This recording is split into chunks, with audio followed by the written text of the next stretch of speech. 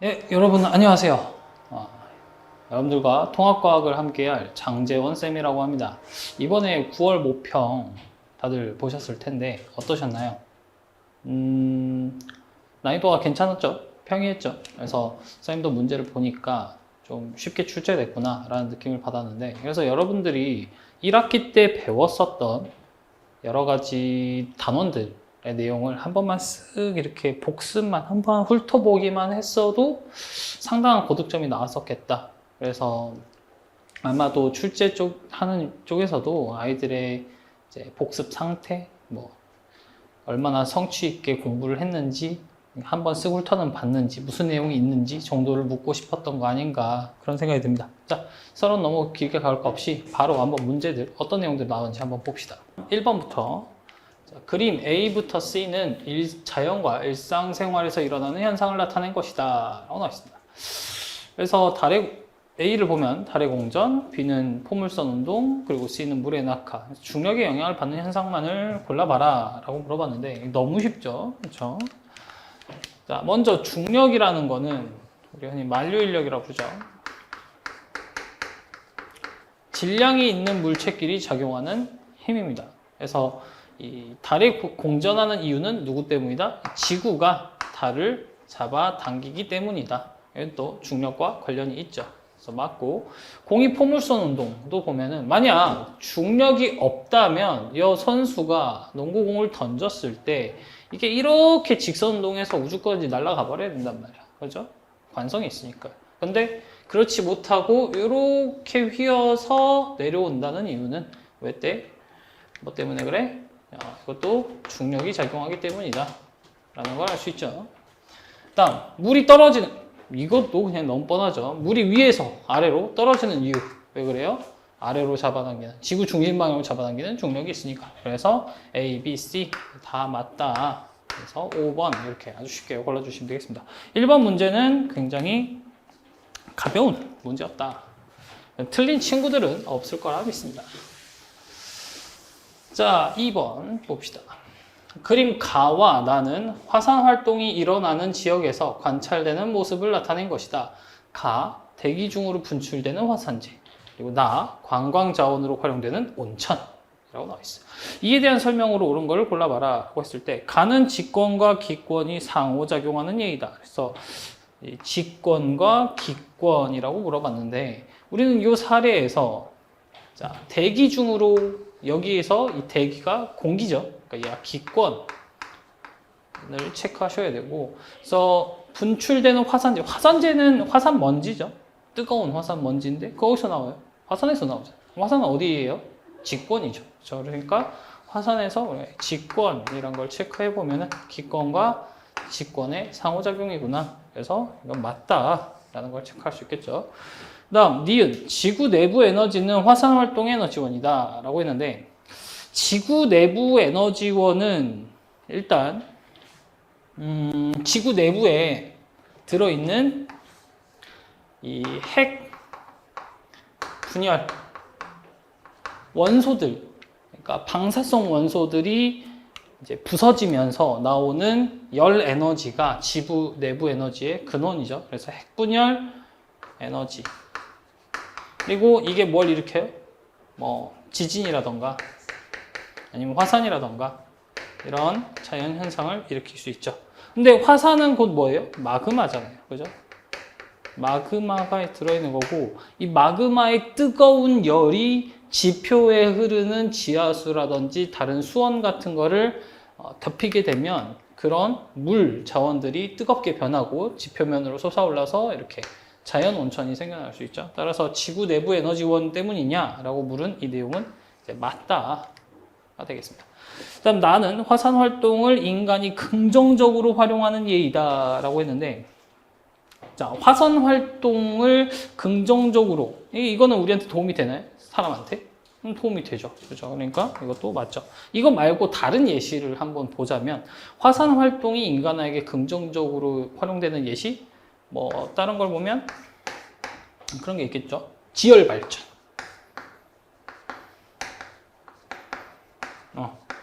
땅의 열을 이용해서 전기를 생산하는 것. 이런 것들도 이제 같이 알아두면 좋겠습니다. 자, 그 다음 거 한번 봐보죠. 3번. 그림은 효소인 카탈레이스에 의해 과산화수소 분해 반응이 나타나는 걸 모식적으로 나타낸 것이다. 자, A와 B는 각각 카탈레이스와 과산화수소 중 하나이다 라고 물어봤습니다. 그러면 이제 여기 모식도 그림을 보면 B라고 하는 물질이 있고 A라고 하는 물질이 있는데 얘네들이 이제 결합됐다가 A가 분해되는 걸 알 수 있습니다. 효소는 이 카탈레이스라고 하는 효소는 생체 촉매잖아요. 그죠? 그리고 요 또 촉매라고 하는 것은 화학 반응을 도와주는 녀석이지 화학 반응에서 자신이 뭔가 변화가 일어나지 않는단 말이야.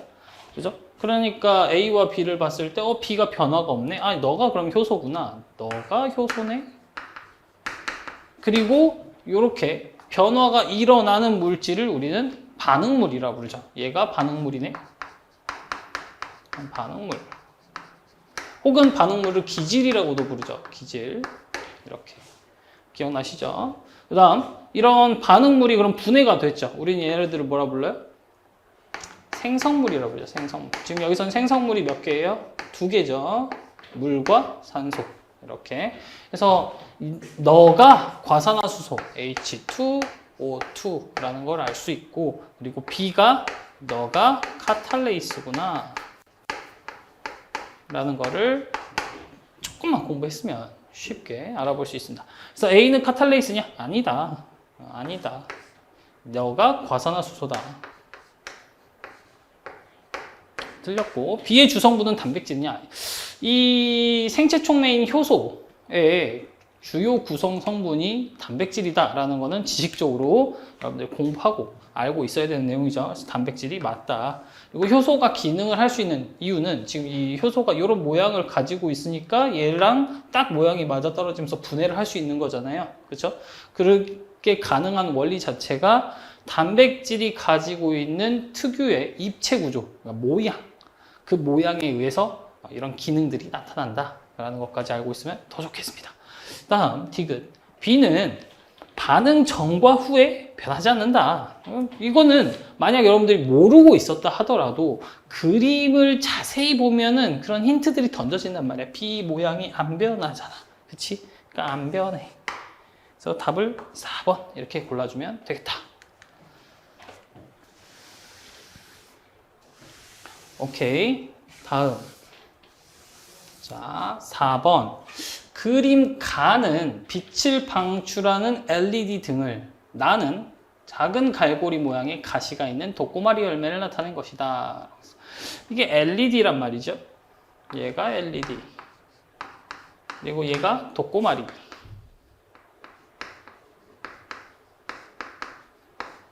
자, 이에 대한 설명 중에서 옳은 걸 골라봐라 라고 했는데 가는 신소재가 사용되었다. 이 LED가 처음 개발된 게 1960년대란 말이에요. 근데 아직까지도 신소재 취급을 받습니다. 네, 그래서 이거 맞습니다. 아직까지도 아주 신소재로 각광받고 있죠. 그 다음 가에서 빛에너지는 전기에너지가 전환된 것이다. LED를 작동시키기 위해서는 뭐가 필요해요? 전기를 넣어줘야 되죠. 근데 전기를 넣어주면 뭐가 나와요? 빛이 나오죠. 그죠? 그렇기 때문에 전기 에너지가 빛 에너지로 전환된 것이다. 문장이 지금 살짝 거꾸로 써져 있긴 한데 어차피 의미는 그렇죠. 그래서 이것도 맞다.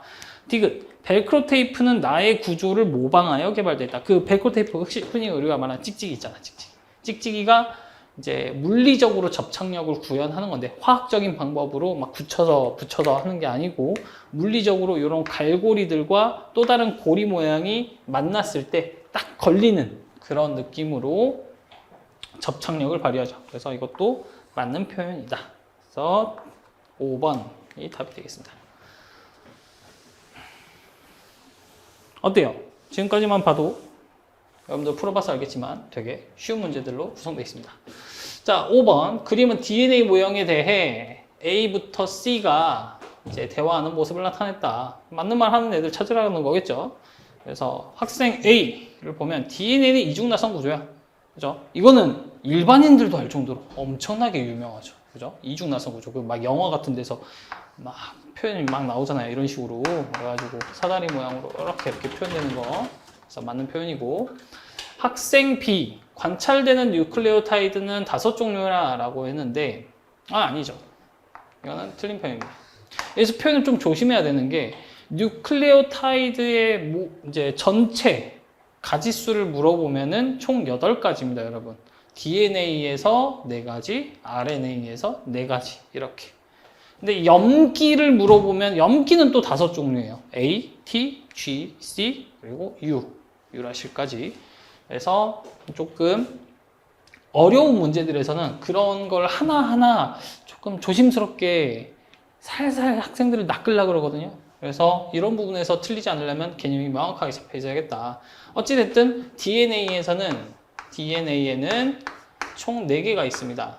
아데닌, 타이민, 구아닌, 사이토신, 이렇게 4가지의 뉴클레오타이드가 있기 때문에, 염기를 말한 거예요. 선생님 지금 염기 종류만 쓴 건데, 그래서 4가지가 들어있는 뉴클레오타이드. 틀렸다.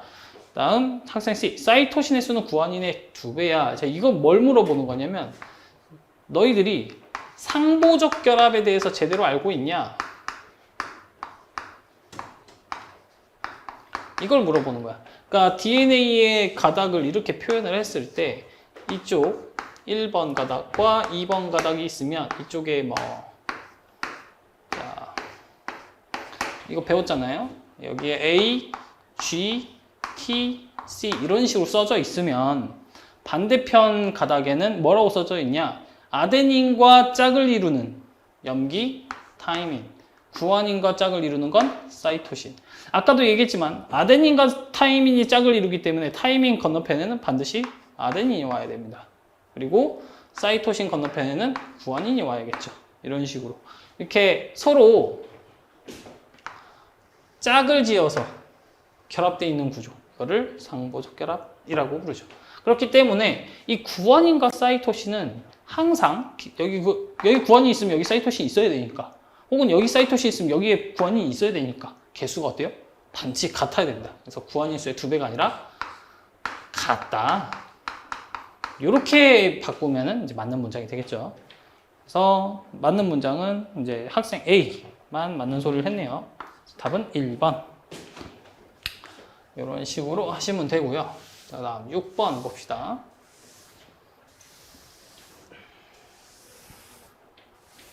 자, 6번. 표는 2에서 3주기 원소 A부터 C에 대한 자료이다. 원자 번호는 C가 B보다 크다. 여기 좀 중요한 표현이 나왔어요. 원자 번호를 이제 C가 B보다 크다.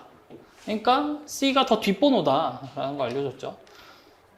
근데 자, C의 원자 번호를 봐봐요. 몇 번이에요? 11번이에요.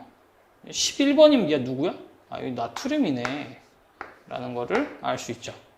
그러면 나트륨의 원자가 전자수는 1. 이런 정보까지 줬고요. 그리고 또 원자가 전자수가 1이면서 즉 1족이라는 소리죠. 원자 번호가 3번인 거. 그러면 A 너는 리튬이구나 라는 걸 알 수 있어요. 그럼 이제 B를 한번 추정을 해볼 건데, 먼저 원자가 전자수가 6개입니다. 6개면은 우리가 배운 내용 중에서 2족에 있는 게 가능한 게 이제 2족에 산소랑 또 누가 있어요? 3족, 선생님 잘못했어요. 2주기에 있는 거, 산소. 2주기에 있는 게 산소고, 3주기에 있는 거, 산소 아래에 있죠. 그랬을 때 둘 다 원자가 전자가 이건데, 얘는 원자 번호가 8번이고, 황 같은 경우는 몇 번이야? 이거.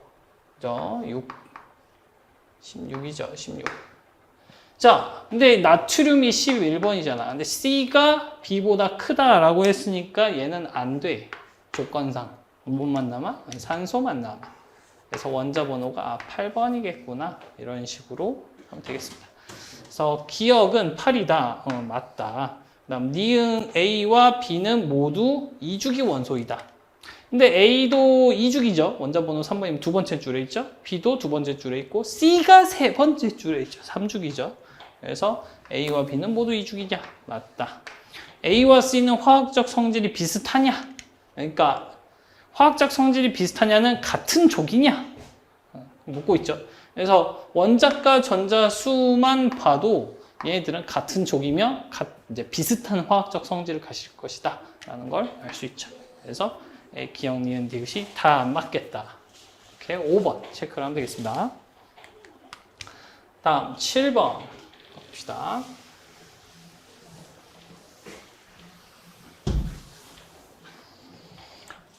그림은 정지해 있는 벽에 자동차가 충돌하는 모의 실험을 나타낸 것이다. 자동차가 벽에 충돌하는 동안 이에 대한 설명으로 옳은 것을 골라봐라. 이거 아까운 차를 벽에다 이렇게 부딪혔어요. 근데 이 실험이 굉장히 중요하죠. 차량의 내구도 테스트라든지 뭐 결함이 있는지, 아니 부딪혔을 때 어떤 제대로 운전자를 보호할 수 있는지 뭐 그런 걸 체크하는 건데, 자, 인체 모형이 앞으로 쏠리는 것은 관성에 의한 현상이다 라고 되어 있어요. 이거는 관성이 물체가 자신의 운동 상태를 유지하려는 그런 성질이잖아. 그래서 자동차를 빠르게 달리게 해서 벽에 꽝 부딪힐 때 이 벽으로부터 힘이 전달되니까 자동차는 이제 멈춘단 말이죠. 근데 아직 그 힘을 다 전달받지 못한 이 사람은 자신이 갖고 있던 속도 그대로 이렇게 앞으로 가려고 합니다. 근데 이 앞으로 가려고 할 때 대부분 이제 위험한 거는 앞에 있는 핸들이나 아니면 앞에 있는 이 전면 유리창. 자동차 전면 유리창 엄청 튼튼합니다. 그러니까 머리를 부딪히게 되면 굉장히 위험하겠죠. 그래서 이런 에어백 같은 게 튀어나오면서 사람이 다치지 않게 보호해 주는 건데, 이게 다 뭐다? 관성 때문에 그렇다. 사람이 앞으로 쏠리려고 하는 관성 때문에. 그래서 기억은 맞다. 다음 니은, 에어백은 인체 모형이 힘을 받는 시간을 길게 해준다 라고 되어 있는데, 그죠? 우리가 충돌이 일어날 때 이 충격량, 충돌을 얼마나 받는가를 수치화 시켰을 때 이 충격량은 힘과 시간에 의해 나타납니다. 그러니까 얼마만큼의 힘을 얼마만큼 긴 시간 동안 받았냐에 따라서 충격량이 결정되겠죠. 아니면 이 충격량 그 자체는 이 자동차가 가지고 있는 질량과 속도에 의해서 이미 초기에 결정이 됩니다. 그죠? 사고가 나는 상황에서는 그렇죠. 그래서 충격량은 이미 결정이 돼 있는데, 사람을 직접적으로 다치게 하는 원인은 누구야? 얘란 말이야, 얘. 얘가 세면 다치고 얘가 약하면 안 다쳐. 그렇기 때문에 충격량이 아무리 크더라도 시간을 엄청나게 길게 만들어주면 힘이 작아지면서 사람은 안전할 수 있는 거죠. 그래서 푹신푹신한 소재들로 이 최대한 시간을 길게 해서 힘을 약하게 만들려고 하는 게 바로 안전장치들의 원리다. 그래서 인체 모형을 힘에 받는 시간을 길게 해주냐? 맞다. 디귿, 범퍼는 자동차가 벽으로부터 받는 충격량의 크기를 감소시킨다 라고 했는데, 아닙니다. 틀렸어요. 이 충격량은 이미 사고 날 때 그 자동차의 질량과 속도에 의해 결정됩니다. 줄일 수 있는 존재가 아닙니다. 만약 충격량을 줄이고 싶어? 그럼 미리 속도를 다 줄여야지. 속도를 줄여서 엄청 느리게, 그러니까 빠른 상태로 들이받는 것보다 느린 상태로 들이받는 게 애초에 충격량이 작게 오는 거지. 그지? 근데 이 벽에 부딪히기 직전에도 속도가 이미 충분히 너무 빠르다면 결국 부딪혀서 멈출 거잖아. 그렇죠? 그래서 이 충격량이 결정돼 버립니다. 그럼 우리 인간이 스스로를 지키기 위해서 할 수 있는 거는 이 질량과 속도에 의해서 나타나는 이 운동량에 의한 변화, 즉 충격량을 줄일 수가 없으니까 어떻게든 시간을 길게 해서 이 힘을 약하게 해주면 된다 이거야. 그러니까 충격량의 크기를 감소시킬 수는 없고, 뭘 줄여준다? 충격량이라고 하는 것보다는 충격력이라고 하면, 이 힘이 충격력이니까요. 충격력을 줄여준다 라고 표현을 했으면은 이거는 맞는 표현이 될 겁니다. 여기선 틀렸지만요. 그래서 답은 기억, 니은 3번 고르면 되겠습니다.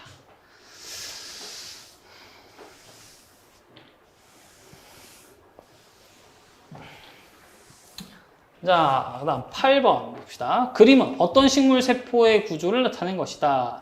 A부터 C는 각각 핵, 엽록체, 미토콘드리아다. 여러분들이 이 내신 문제도 한번 다 1학기 때 풀어봐서 알겠지만 이 세포 문제를 볼 때는 그림의 모형을 보고 무슨 소기관인지 다 한눈에 알아볼 수 있어야 된다. 이렇게 핫도그에 케첩 발라진 것처럼 이렇게 주름지게 생긴 애를 뭐예요?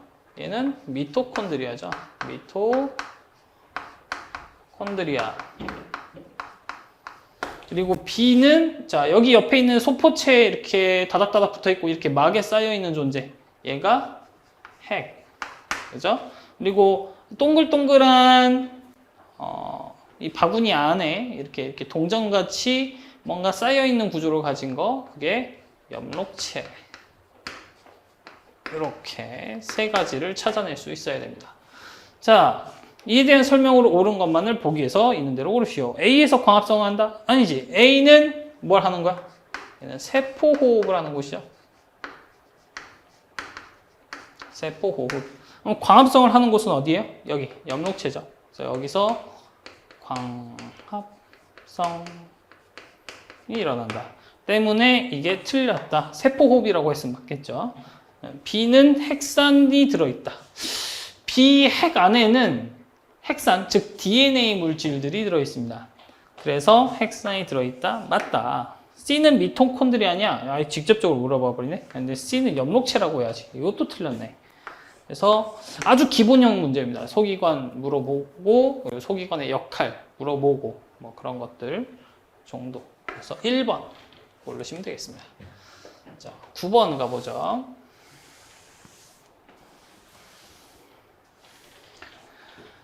그림은 탄소 원자의 다양한 결합 방식을 모형으로 나타낸 것이다. 이에 대해서 옳은 것만을 보기에서 있는 대로 골라봐라. 탄소의 특징을 좀 정리를 해보면 여러분, 자, 이 탄소 되게 각광받는 중요한 원소 중에 하나죠. 먼저 원자 번호 몇 번? 6번. 6번인데 원자과 전자가 몇 개야? 그래서 원자과 전자는 4개. 그죠? 원자과 전자, 즉 가장 바깥쪽에 있는 전자가 4개니까 최대로 공유 결합을 할 수 있는 원자의 개수도 몇 개? 4개. 최대 공유 가능한 개수도 4개. 그러면 공유 결합이 한 번에 이루어질 때 몇 중 결합까지, 하나의 원소와 몇 중 결합까지 가능하냐? 3중 결합까지 가능하다.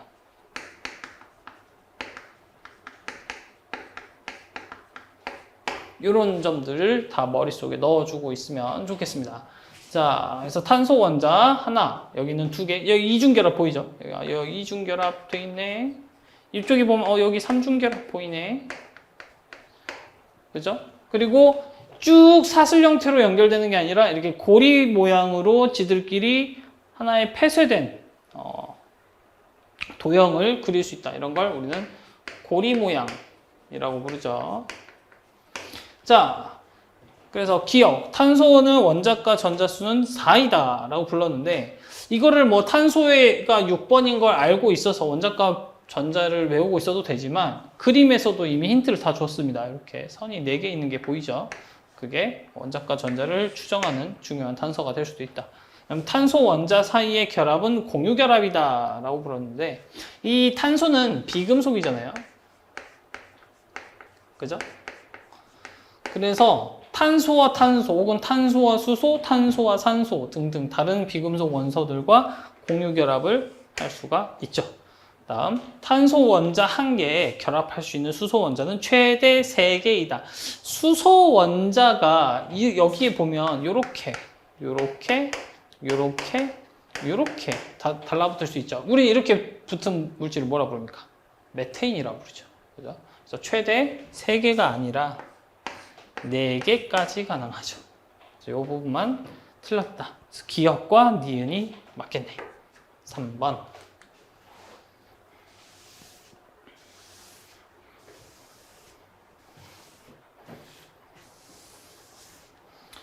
자, 다음 10번 봐볼게요. 10번. 다음은 염화나트륨 NaCl의 전기 전도성을 알아보기 위한 실험이다. 그래서 실험 과정과 결과를 보면 비커에 고체 NaCl을 넣고 간이 전도계를 넣었더니 변화가 없었다. 변화가 없었다? 여기 전해질을 넣고 전도계를 넣어서 전기가 흐르는지를 체크해 봤더니 아무런 변화가 없었다. 그러면 전기가 흐른다, 안 흐른다? 안 흐른다 라는 거죠. 그 다음 가의 비커에 이번엔 증류수를 넣어서 NaCl을 완전히 녹인 후 녹였어요. 그죠? 그래서 간이 전도계를 대었더니 소리가 나며 불이 켜졌다. 이건 반응을 했네. 여기는 전기가 흐른다. 자, 이거는 이온 결합 물질이죠. NaCl은. 근데 이온 결합 물질에서 이온이 존재하는데 고체 상태니까는 이 이온들이 움직일 수가 없단 말이에요. 그러니까는 전기를 흐르게 하려고 해도 안 흐르는 반응을 보였는데 그 고체인 녀석을 증류수에서 넣어서 녹이니까, 즉 이온들이 물에 녹아가지고 돌아다닐 수 있는 상태가 되니까는 전기가 흐르는 걸 확인하는 실험이었습니다. 그래서 자, 옳은 거 한번 골라볼까요? NaCl은 공유결합 물질이냐? 아니다. 얘는 앞에는 금속, 뒤에는 비금속인 이온 결합 물질이죠. NaCl을 구성하는 이온은 수용액 상태에서 이동할 수 있냐라고 물었는데 이동할 수 있으니까 전기가 흐른 겁니다. 이동할 수 없으면 전기가 흐르지 않습니다. 그 다음 NaCl 대신 설탕을 사용해도 나의 실험이 결과가 동일하게 나오겠냐라고 물어봤는데, 설탕은 물에 들어갔을 때 이제 물하고 친한 성분이기 때문에 물에 잘 녹긴 하지만 물에 녹아서 이제 전하, 즉 이온 상태를 띄지 않기 때문에 전하를 나눌 수가 없습니다. 그러니까 플러스와 마이너스를 이동시킬 수가 없어요. 때문에 얘는 비전해질, 그래서 전기가 흐르지 않는 물질입니다. 그래서 디귿은 틀렸다. 맞은 거 뭐예요? 니은 하나겠네요. 그래서 2번 고르면 되겠습니다. 자, 다음 이번엔 11번. 표는 지구 시스템의 에너지원 가에서 다에 대한 자료이다. 가에서 다는 각각 조력 에너지, 태양 에너지, 지구 내부 에너지 중 하나이다 라고 나와 있습니다. 먼저 조력, 이게 근데 순서가 좀 그렇다. 아주 친절하게 일부러 이렇게 해놓은 것 같아요. 친절하게 태양 에너지, 지구 에너지, 조력 에너지 이렇게 해놓으면은 이제 너무 좀 눈치 빠른 친구들은 땅땅땅 바로 써버릴 거 아니야, 그죠? 여러분, 이 에너지들은요, 여러분들이 생각하는 행성의 크기랑 딱 대입하면 돼요. 누가 제일 커요? 태양이 제일 크죠. 그러니까 태양의 에너지가 제일 많습니다. 그 다음 누가 커요? 지구가 크죠. 그 지구 내부 에너지가 2등이고요. 그 다음 달이 만들어내는 조력 에너지 제일 작죠. 그러니까 달이 맨 마지막 꼴찌. 이렇게 해서 가가 태양 에너지, 그리고 이 나가 지구 내부 에너지, 그리고 다가 조력 에너지, 이렇게 놓고 푸시면 되겠습니다. 자, 그래서 에너지의 양의 비율을 보면은 태양이 압도적입니다. 99.99%. 이거 반올림하면 99%잖아요. 그렇지? 그러니까 엄청나게 많고요. 그다음 지구가 그 다음 쬐끔하죠. 그 다음 조력 에너지가 제일 꼴찌이고요. 이 에너지들이 일으킬 수 있는 것은, 이제 태양은 주로 날씨 변화라든지 날씨에는 그런 것들 있죠. 태풍, 강수, 그러니까 눈이 오거나 비가 오거나 안개가 끼거나 하는 현상들. 사실상 이 두 가지 에너지가 일으키는 자연현상 빼고 모든 현상들은 다 그냥 태양 에너지로 생각해도 편할 정도입니다. 그러니까 지구가 그러면 일으킬 수 있는, 지구 내부 에너지가 일으킬 수 있는 자연현상 뭐가 있냐? 대표적으로 지진, 땅이 흔들리는 것과 화산, 이런 현상들이 있죠. 온천도 해도 되고요. 그 다음 조력 에너지는 주로 밀물과 썰물, 그러니까 조수간만, 조석 현상이라고 부르죠. 이걸 조석 현상이라고 부릅니다. 이걸 얘네들 빼고 나머지 다른 현상들은 다 태형 에너지로 보면 돼. 뭐 날씨뿐만이 아니라 화석 연료부터 해가지고 그 음식물에 들어있는 에너지부터 해가지고 생태계를 유지하는 에너지부터 해가지고 싹 다 태형 에너지다. 자, 그래서 간은 태양 에너지냐? 맞다.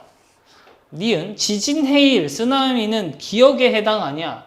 기억 어디 있어? 아, 이거네. 그렇죠? 자, 지진, 해일은 땅이 이렇게 흔들리는 지진에 의해서 그 영향을 받은 위에 있는 바닷물 같은 게 그 파동을 받고 충격을 받고 그 파동이 바닷물을 타고 육지까지 올라오면 그게 엄청 큰 파도, 쓰나미잖아요. 그렇죠? 그러니까 이게 지진에 의한 현상이 맞다.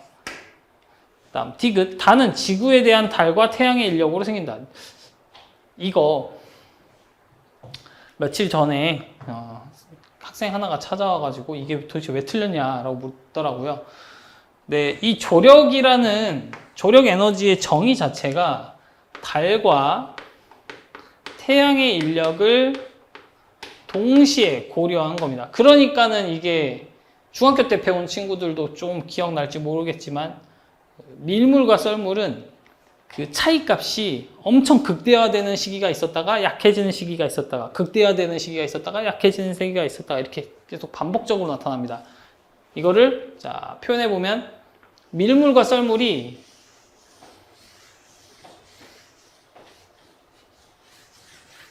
이게 주기적으로 강해졌다가 약해졌다가 강해졌다가 약해졌다가가 나타나요. 이 상태를 우리는 이제 사리라고 부르고 밀물과 썰물의 차이가 줄어드는 상태를 조금이라고 부릅니다. 그리고 이러한 이유는 사리 때는 태양과 달의 그 위치가 일직선상에 위치하면서 태양과 달이 지구에 있는 바닷물을 당기는 힘이 증폭돼요. 그러니까 합산되는 거지. 그지? 그래서 이 사리 때는 달의 인력에서 플러스 태양의 인력이 되는 거고 조금일 때는 왜 그러면 밀물과 썰물이 약해지냐? 달의 힘에서 태양의 힘이 빠지는 시기이기 때문에 그래요. 달과 태양이 서로 90도를 이루면서 달은 이쪽으로 잡아당기고 싶은데 태양이 이쪽으로 잡아당기면서 높이가 약해지는 거죠. 그래서 사리와 조금이 나타나는 이유가 달과 태양을 동시에 고려해야 되니까. 그러니까 조력 에너지는 이걸 둘 다 고려해야 됩니다. 이렇게 이제 설명을 해줬어요. 그래도 이제 학생이 뭔가 불만에 차 있더라고. 그래서 이제 선생님이 그렇게 얘기했죠. 만약 그럼 진짜 이 조력 에너지를 달의 인력으로만 따지는 거였으면 이름이 이렇게 조력이라고 안 불렀겠지, 원력이라고 불렀겠지 라고 얘기를 했더니 그때서야 끄덕끄덕 하더라고요. 어쨌든 디귿은 맞습니다. 기억, 니은, 디귿 5번 고르시면 되겠습니다.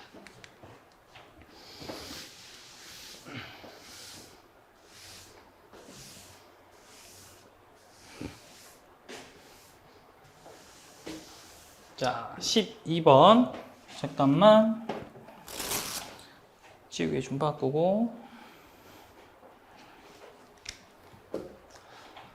12번. 그림은 가는 포수가 글러브를 움직이지 않고 야구공을 받는 모습을, 그리고 나는 포수가 글러브를 뒤로 빼면서, 그러니까 가는 이렇게 잡는 거고 나는 공이 쫙 올 때 착 잡는 거고. 그렇죠?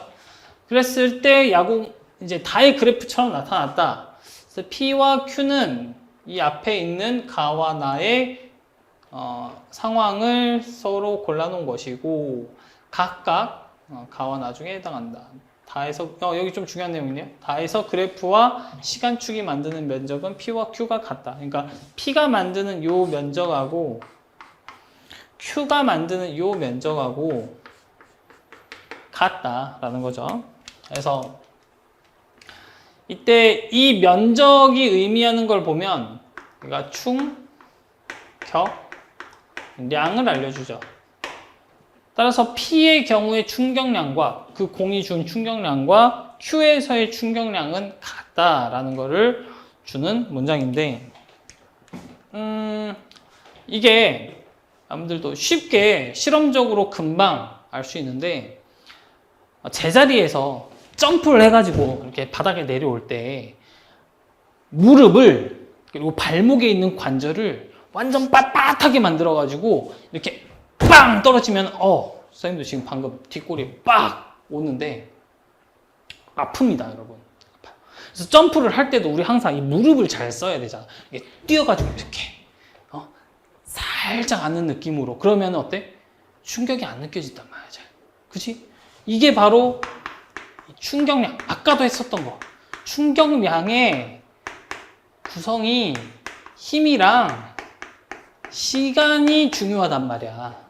때문에 무릎을 굽히면서 시간을 늘려주면 내가 받는 힘이 줄어들면서 안 아프게 느껴지고, 충격량은 똑같더라고. 내가 똑같은 높이까지 점프를 했으면 바닥에 떨어질 때의 속도도 똑같을 것이고, 나의 질량이 뭐 그 짧은 시간 동안 다이어트 되진 않으려니까 질량도 똑같을 거니까, 그죠? 충격량이 같은 상황이라도 시간을 길게 해주면 힘이 약하게 오는구나 라는 걸 금방 체험할 수 있습니다.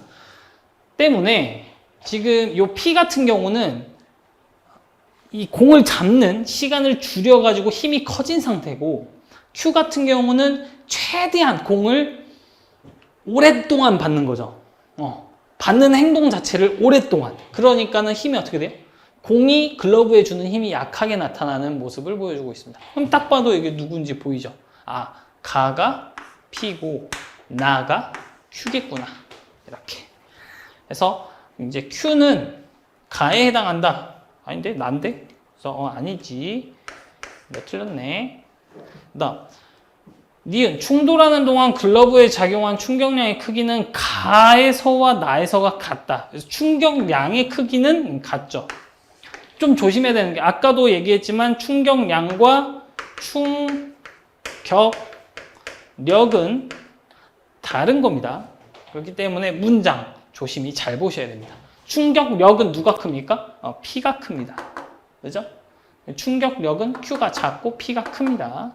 글러브에 닿기 직전 야구공의 운동량의 크기는 가에서와 나에서가 같다. 자, 요 디귿 문장은 뭐냐면, 여기 보면 충격량이 같다고 했잖아요. 근데 이 충격량을 다시 표현하는 말이 운동량의 변화량이란 말이야.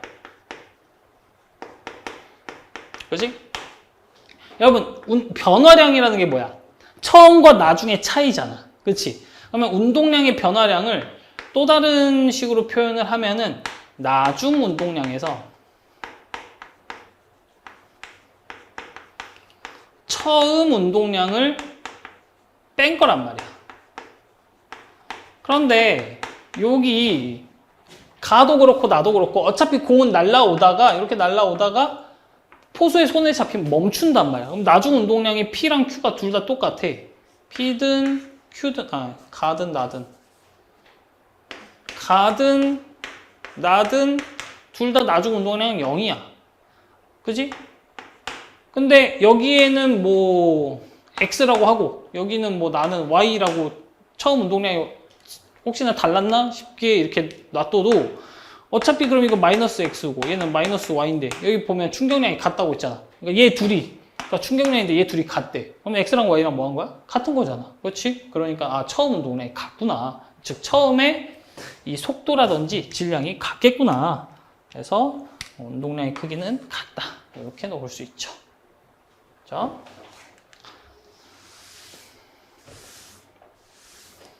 자, 다음 13번 보면은, 자, 그림 가는 높이에 따른 기권의 기온 분포를 나는 깊이에 따른 해수의 수온 분포를 나타낸 것이다. 한번 여기 블라인드 쳐진 것부터 한번 찾아볼까요? 기권의 분포는 맨 위에가 열권, 그리고 세 번째가 중간권. 그렇지? 그다음 중간권 아래가 성층권, 그 아래가 대륙권이라고 부른단 말이야. 그리고 바다, 해수에서의 층은 총 3가지가 있는데, A가 이제 바람에 의해서 섞이는 층, 혼합층. 그리고 B가 이제 수온이 이렇게 지속적으로 변화하는, 떨어지는 수온 약층. 그리고 C가 이제 빛이 들어오지 않는 심해층. 잘 기억나죠? 이렇게. 자, 각각의 특징도 다 정리해주고 싶지만 시간 관계상 조금 그렇게 많지 않기 때문에 바로 한번 설명 가보죠. 자, 기역에서는 대류가 일어난다. 이 대류권과 중간권의 공통점 중에 하나인데 아랫부분이 더 따뜻하고 위쪽 지역이 온도가 차가워요. 그렇다 보니까 따뜻한 공기가 위로 올라오려고 하고 찬 공기는 아래로 내려오려고 해. 그렇지? 그러면 다시 이제 차가워진 공기는 따뜻해지면서 또 올라가려고 하고 위에 올라가서 이제 따뜻했던 공기가 위에 올라가서 천천히 식으니까 다시 차가워져서 이렇게 다시 내려오려고 그래. 이렇게 계속 무한순환 반복하는 현상을 우리는 대류라고 부릅니다. 그래서 대류권과 중간권은 둘 다 대류가 일어나죠.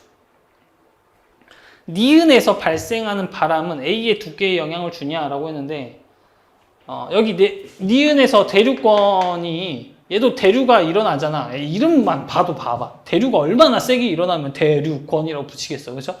대류가 이렇게 심하게 일어난다는 거는 대류에 의해서 이제 공기의 이동이 좌우로도 일어난다는 건데 우리는 이렇게 부는 바람을 뭐라 불러요? 바람이라고 부르죠. 그래서 이 혼합층 같은 경우는 대류권에서 부는 이런 바람의 영향 때문에 여기에 있는 물들이 지속적으로 섞이니까는 만약 바람이 세지면 혼합층이 어떻게 돼 있어요? 두꺼워지는 거고 바람이 약해지면 혼합층이 얇아지는 형태로 영향이 나타난다. 디귿, 깊이에 따른 수온의 변화는 B에서가 C에서보다 작다라고 했는데 수온의 변화가 여기 C 봐봐요. 5도, 얕아도 5도, 중간이어도 5도, 깊어도 5도야.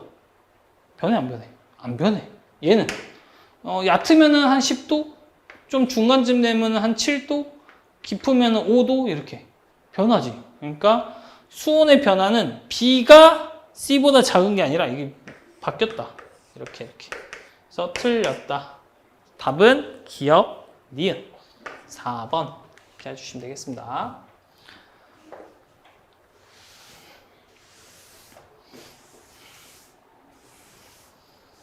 다음 14번 그림은 주기율표의 일부를 나타낸 것이다. 1쪽, 2쪽, 여기 3족이 아니라 17족이네. 조심해야죠. 그 다음 주기를 보면 1주기, 2주기, 3주기 해가지고 A, B, C, D 되어 있습니다. 문제는 아래를 보기 전에 여러분들이 A, B, C, D의 원소를 싹 다 찾아낼 수 있으면 아주 좋을 것 같습니다. 1주기 1족을 보면 얘는 수소죠. 그리고 2주기 1족 같은 경우는 리튬이고 2주기 17족은 누구예요? 저기 두 번째 쭉 끝에 가면은 이제 Cl, 염소가 있죠. 그 다음 3주기 2족을 보면은 얘는 어디 있어요? 쭉쭉쭉쭉 가서 네온 다음에 이쪽에 이제 나트륨이 올 거고 나트륨 다음 마그네슘이 오겠죠. 그래서 다 찾았네요. 자, 기억. A는 알칼리 금속이냐? A는 수소죠. 그리고 1족이죠. 그러니까 알칼리 금속이 당연히 아닙니다. 여기서 좀 조심해야 되는 표현이 있는데 1족은 알칼리 금속이다. 금곡이 아니고 금속이다. 이런 표현이 있고 또 거꾸로 할 수도 있겠죠. 모든 알칼리 금속은 1족이다. 이런 표현을 썼을 때 얘는 어때? 1족은 전부 다 알칼리야? 아니야. 틀렸어. 근데 아래 문장은 어때? 얘는 맞아. 왜 이런 일이 벌어지냐? 바로 1족과 알칼리 금속이 포함 관계이기 때문에 그래요. 그러니까 1족이 좀 더 큰 개념이고 1족 안에 알칼리가 들어있단 말이야. 예를 들면 뭐 리튬, 나트륨, 칼륨 이런 것들. 그러면 알칼리 금속이 아니면서도 1족이 있는 애가 존재한다는 건데 그게 바로 수소. 그죠? 그래서 이 예외 사례가 하나 있어서 이렇게 말하면 안 되고 1족은 전부 다 알칼리냐? 아니다. 예외인 수소가 있으니까. 그럼 알칼리 금속은 전부 다 1족이냐? 알칼리 금속들은 싹 다 1족이 포함돼. 1족 카테고리에 들어가는 그래서 조심해라. 자, 니은 C는 B보다 전자를 얻기 쉽냐라고 했는데 C는 염소고 B는 리튬인데 비금속 원소가 주로 금속 원소의 전자를 뺏어가면서 얘는 음이온, 얘는 양이온이 되면서 이온 결합을 하죠. 그렇기 때문에 전자를 얻기 쉽다. 맞다. 라고 하시면 되고요. 화합물 BC와 또 D, C2의 음이온이 전자 배치는 같냐라고 물어봤는데 그럼 BC를 한번 보죠. BC 같은 경우는 리튬에다가 염소가 결합된 염화 리튬이고 DC2는 누구예요? 마그네슘에 염소가 결합된 염화 마그네슘이란 말이야. 그죠? 이거를 이제 모형을 좀 그려보면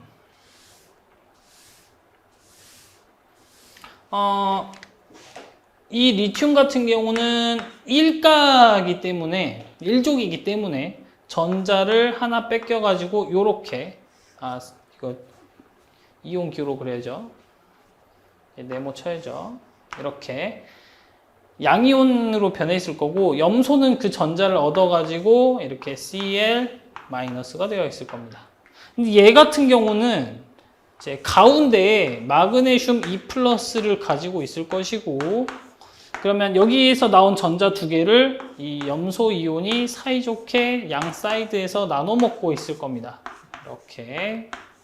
그렇기 때문에 두 물질에서 염소만 놓고 보면은 전자 배치가 전자 하나를 딱 가져와서 똑같이 이루어져 있다. 그래서 얘는 맞는 표현이다가 되겠죠.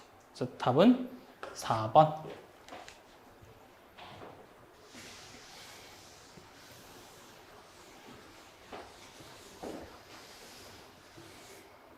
자, 15번. 다음은 질량이 서로 다른 별 A와 B의 진화 과정을 나타낸 것이다.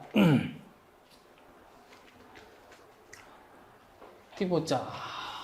A는 이제 주기혈성 단계에 있다가 초고성을 거쳐가지고 무슨 일이 일어난 다음에 중성자별. 저 여기 들어갈 말 뭐예요? 초신성이죠?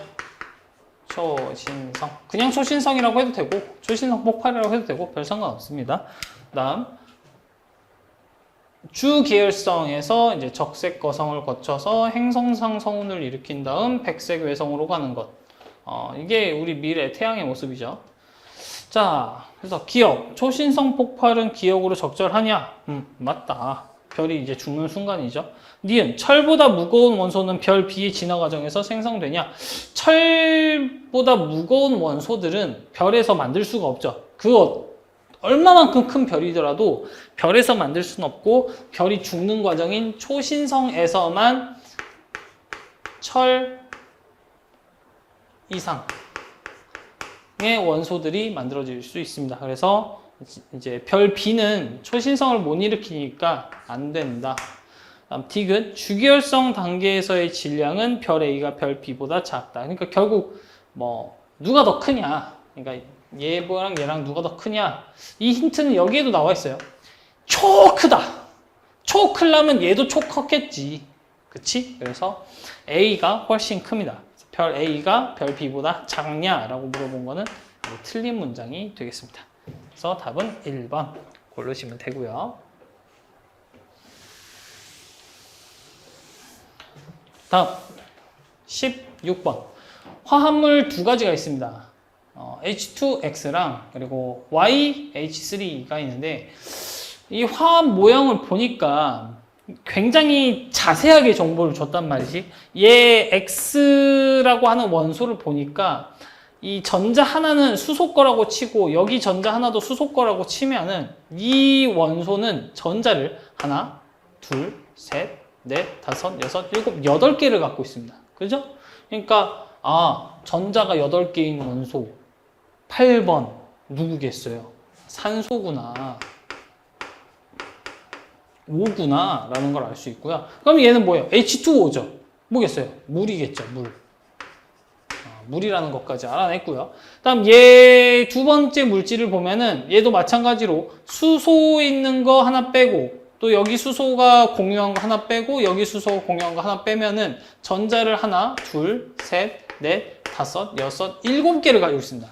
그러면 원자 번호가 7번이라는 거고 7번에는 질소니까 아, 이 Y가 질소구나 라는 걸 알 수 있고요. 그럼 이 물질은 암모니아구나. NH3죠. 이렇게. 자, H2O. X는 이제 산소란 걸 알았으니까. 그래서 X의 전자 배치는 비활성 기체인 네온과 같냐라고 했는데 지금 보면 결국 이 산소는 자기가 전자가 8개가 있는데 수소로부터 전자 2개를 공유받아서 자기 것도 물론 공유해줬지만 공유받아서 총 10개의 모습을 이룬 걸 보입니다. 그러면 10번, 즉 네온과 같은 전자 배치를 가지게 된다. 설명 어때요? 맞죠? 그래서 기억은 맞고 X와 Y는 모두 비금속이냐? 이거는 이제 산소라는 걸 알고 질소라는 걸 알면 둘 다 비금속입니다. 쉽게 고를 수 있고요.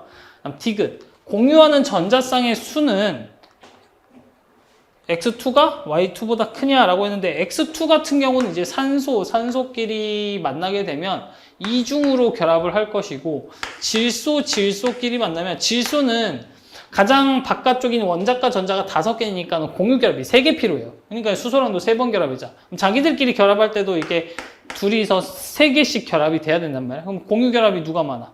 질소 쪽이 많죠? 그래서 X2가 Y2보다 전자쌍이 더 크냐라고 표현하면 틀렸겠죠. 답은 3번.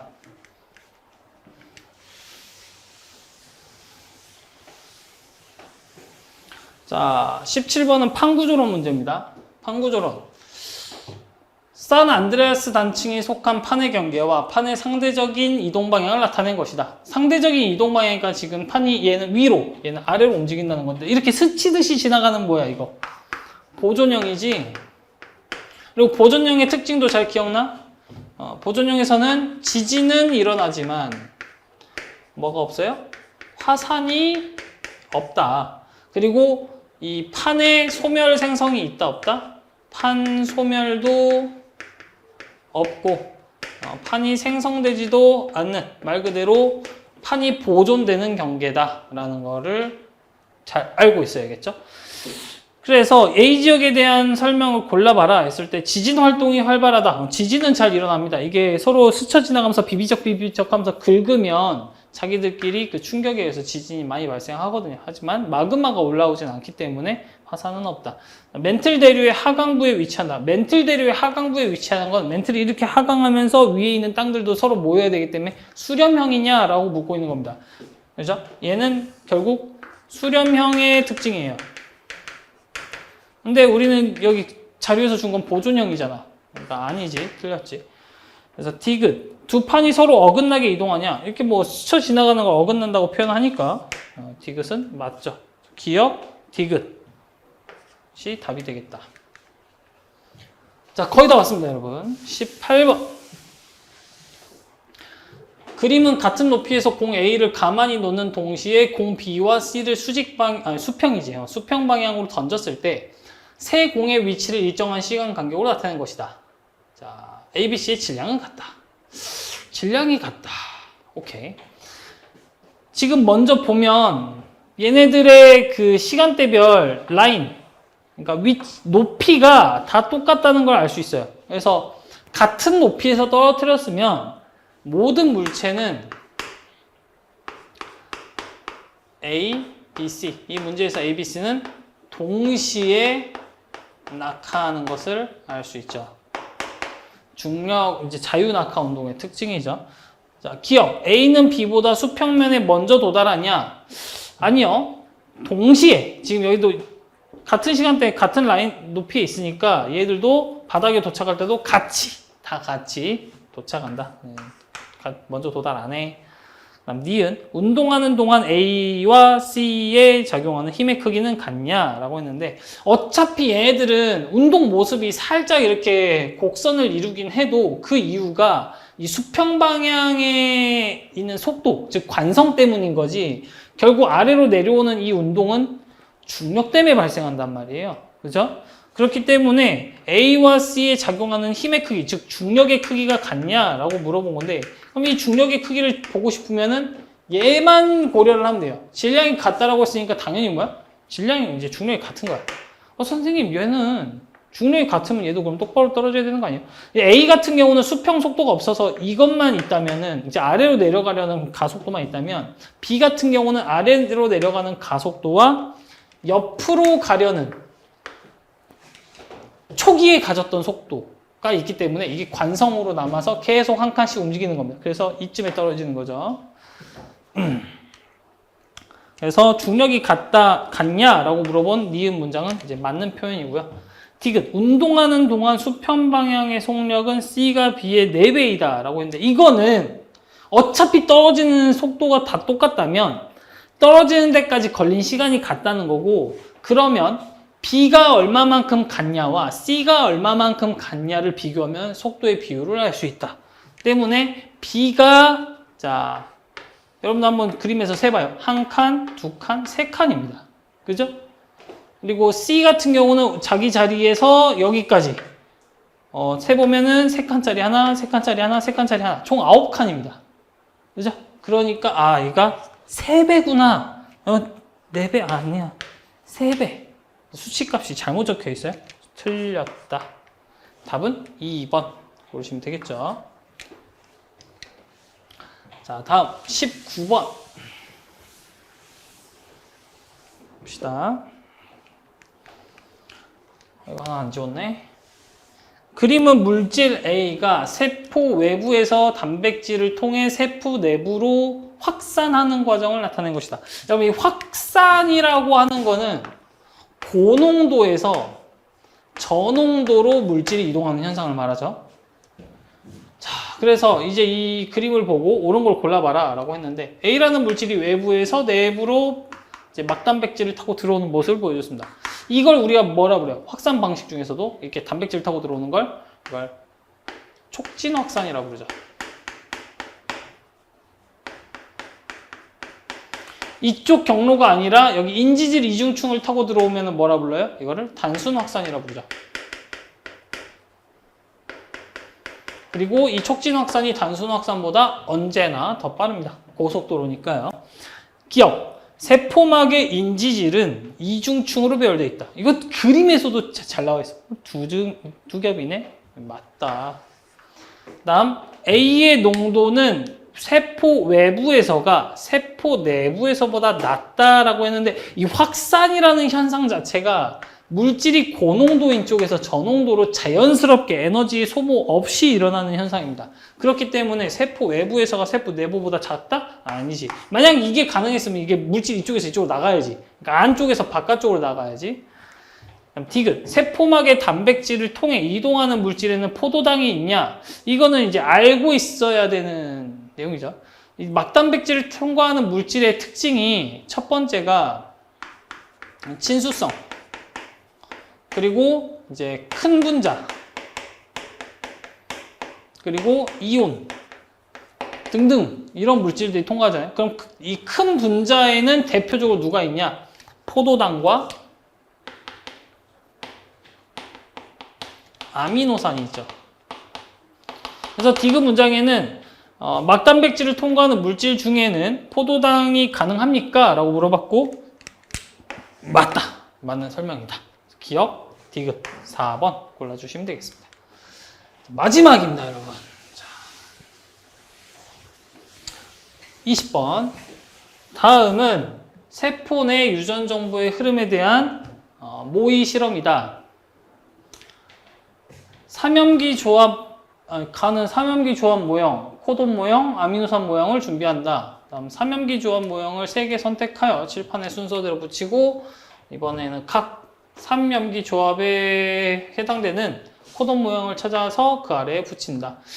다음 이제 아래표를 참고한 다음에 다 이전 실험에서 했었던 각 코돈 모형에 알맞은 아미노산 모양을 찾은 다음 그 아래에 붙인다라고 되어 있습니다. 코돈 모형이 GCU, CAA, CUU, CGG로 되어 있습니다. 이게 코돈이네요, 지금. 그죠? 다음 그 아래 아미노산이 있고. 오케이. 그래서 이제 문제가 나온 게, 자, 다음처럼 삼염기 조합 모형이 되어 있을 때 코돈 모형, 아미노산 모형이 이렇게 나와 있다고 했어요.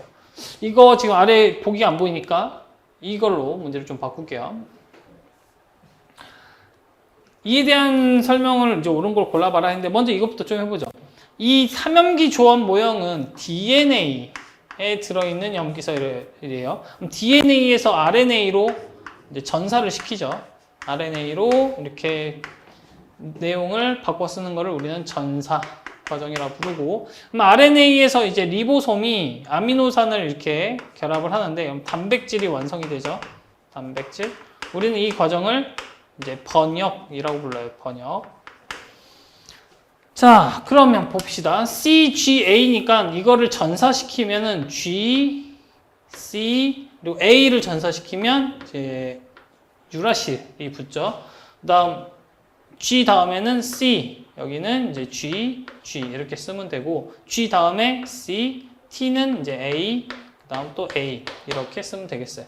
그래서 여기에 있는 GCU를 여기 위에서 찾아보니까는 GCU 있네? 동그라미네? 동그라미. 이렇게 아주 친절하게 문제에서 정보를 아주 많이 줬습니다. 자, 그러면 여기 기억을 먼저 보자. CAA를 한번 찾아봐. 여기서 CAA 어디 있어? 두 번째 있네? 여기 있네? 세모. 너는 세모겠구나. 그래서 기억은 세모구나 라는 걸 알 수 있죠. 자, 기억. 라는 현재 세포 내의 유전 정보 흐름 과정에서의 전사에 해당한다. 라? 잠깐만, 라 다시 위로 올라가 보자. 각 코돈 모형에 대응하는 아미노산. 그러니까 요 과정. 이게 지금 이걸 라에서 하고 있는데, 라는 뭐야? 전사야? 아니지. 번역이잖아. RNA를 리보솜이 이제 단백질로 번역해내는 거. 그래서 전사가 아니라 번역이라고 해야 되겠고요. 그러니까 I 여기죠. I에서 U의 개수는 2개냐라고 해서 쭉 찾아보니까 U가 하나밖에 없어요. 아니야, 1개야. 그다음 기억은 세모냐? 너 하나 맞네. 이렇게. 그래서 디귿이 답이겠다. 내용이 전체적으로 개념을 많이 이제 골고루 물어보는 형태로 되어 있고 난이도는 그렇게 어렵진 않습니다. 그래서 이제 여러분들이 한번 쓱 복습만 해도 충분히 고득점 가져갈 수 있는 유형으로 되어 있었고요.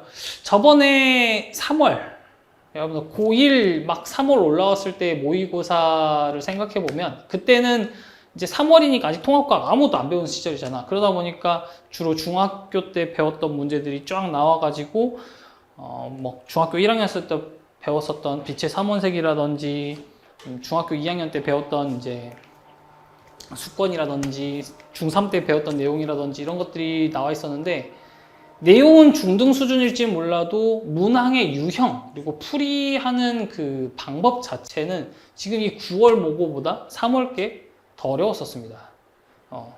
9월은 통합과학 내용으로만 나왔지만 이제 문제 유형이라든지 난이도가 대체로 쉬웠고요. 때문에 여러분들이 만약 3월 때 점수가 잘 나왔었는데 이번 9월 모고에서 성적이 좀 안 좋았다. 반성하셔야 됩니다. 느슨해졌다는 지표입니다. 반대로 3월 때는 좀 제 성적이 잘 안 나오는데 9월 모고는 좀 잘 나왔다? 그건 잘하고 있는 겁니다. 그대로 쭉 공부하시면 됩니다. 자, 다음에 또 기회 있으면 모의고사 해설 영상으로 찾아뵙겠습니다. 감사합니다.